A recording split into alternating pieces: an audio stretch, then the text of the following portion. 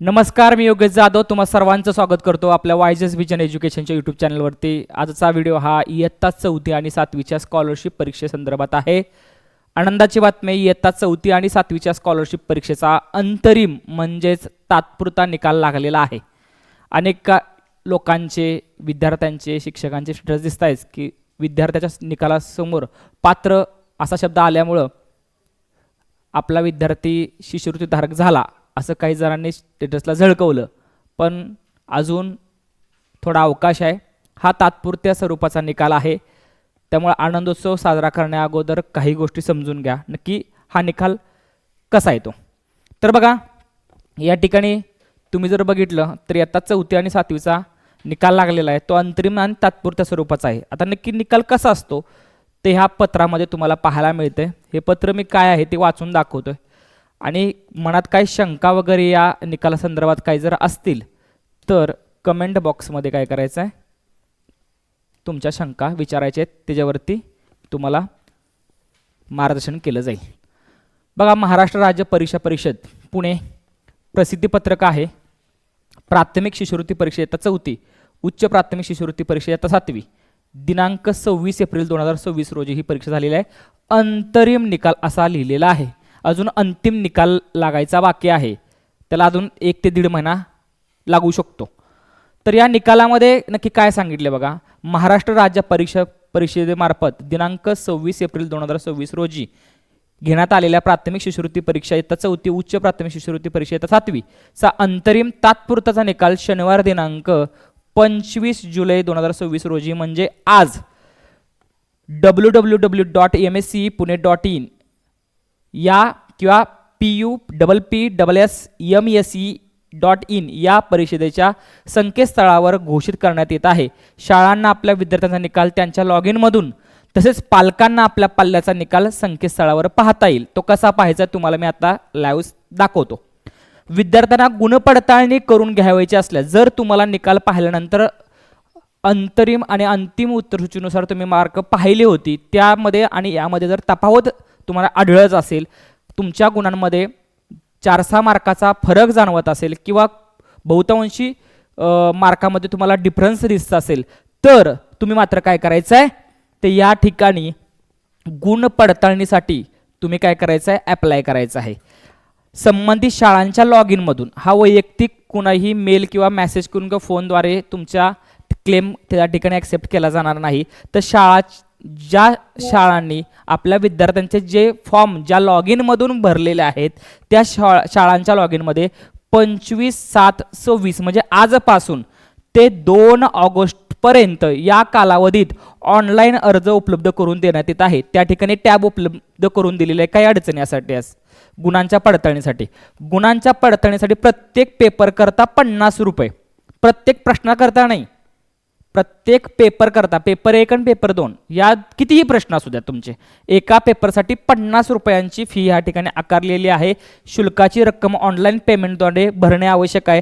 तुम्हाला जर काही प्रश्नांबाबतीत तुम्हाला साशंका असेल आणि त्याचे गुण तुम्हाला जर मिळाले नसतील तर मात्र तुम्ही आणि तुमच्या पडलेल्या अंतिम उत्तरसूचीप्रमाणे जर मार्क्स तुम्हाला कमी असतील तर तुम्ही या ठिकाणी शाळेच्या लॉग इन मधून तुम्ही काय करू शकता, त्या ठिकाणी क्लेम करू शकता 50 रुपये भरून।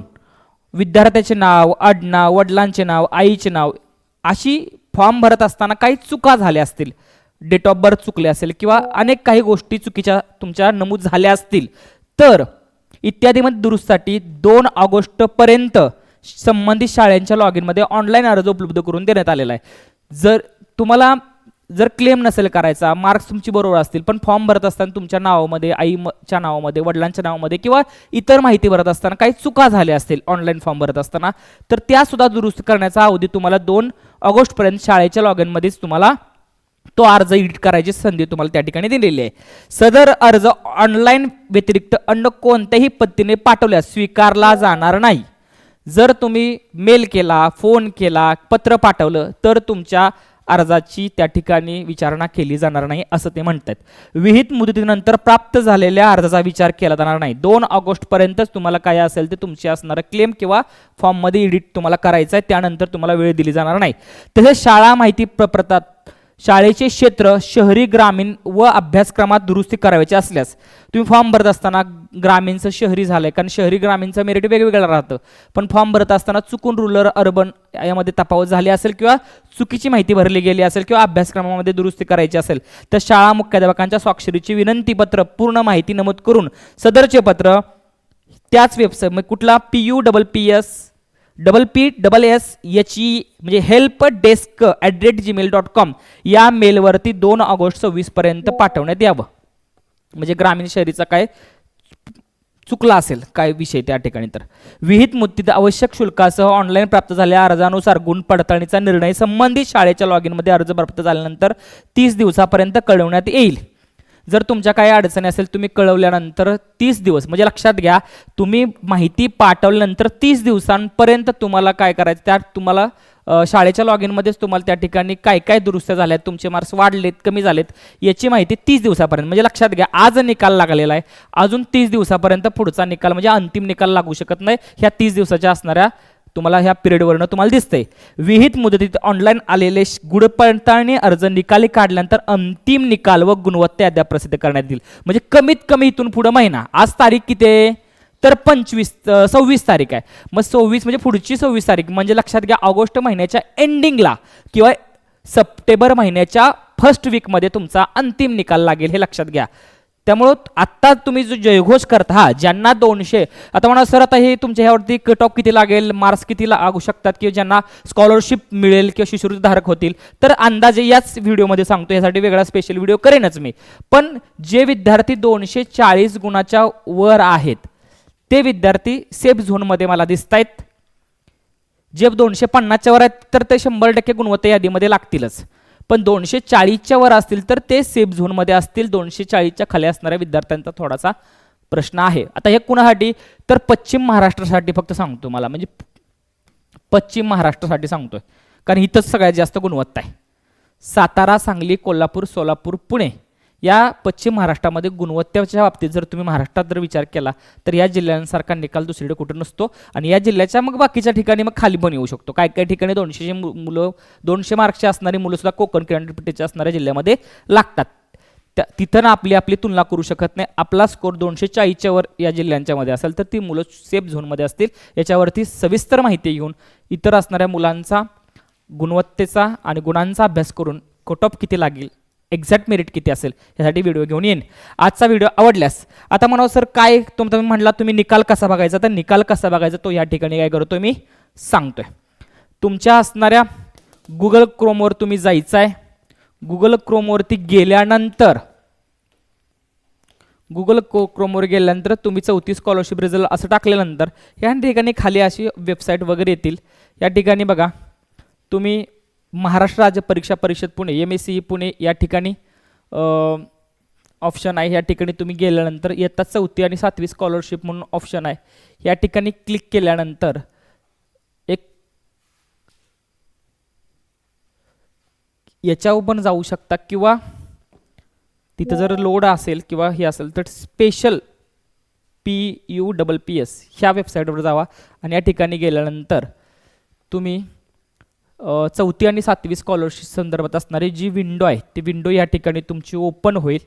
आता जरा थोडंसं ह्याच्यावरती सगळ्यांचा मुलांचा निकाल पाहण्याचं काम चालू असल्या कारणानं ह्या साईटला जरासा थोडासा प्रॉब्लेम येतोयच.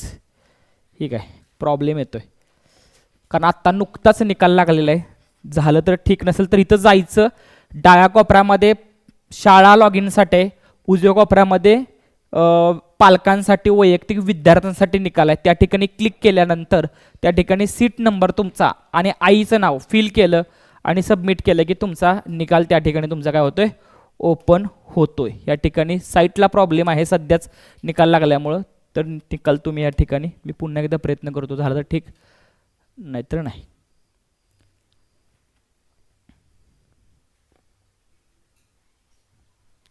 शक्यतो साईटला प्रॉब्लेम आहे. ठीक आहे, अशा पद्धतीने तुम्ही निकाल बघा आणि तुम्हाला किती स्कोर झालाय तो स्कोर काय करा आपल्या या व्हिडिओच्या कमेंट बॉक्समध्ये कमेंट करा कुठल्या जिल्ह्यात किती मार्क्स पडल्यात ह्याचा अंदाज घेऊन त्यासाठी कट ऑफचा व्हिडिओ घेऊन येईन. आणि आपला चॅनल अजून सबस्क्राईब केला सबस्क्राईब करा. यावरती स्कॉलरशिप 4थी 7वी 5वी नवोदय 8वी NMS अशा स्पर्धा परीक्षांचे व्हिडिओ आपण घेऊन येत असतो आणि लाईव्ह सेशन पण घेत असतो. त्यामुळे चॅनल सबस्क्राईब करा, लाईक करा, कमेंट करा आणि या व्हिडिओला हाईप करायला विसरू नका. नवीन ऑप्शन आला, हाईप केला की जास्तीत जास्त लोकांपर्यंत तो स्प्रेड होतोय. तर चला तोपर्यंत थांबू.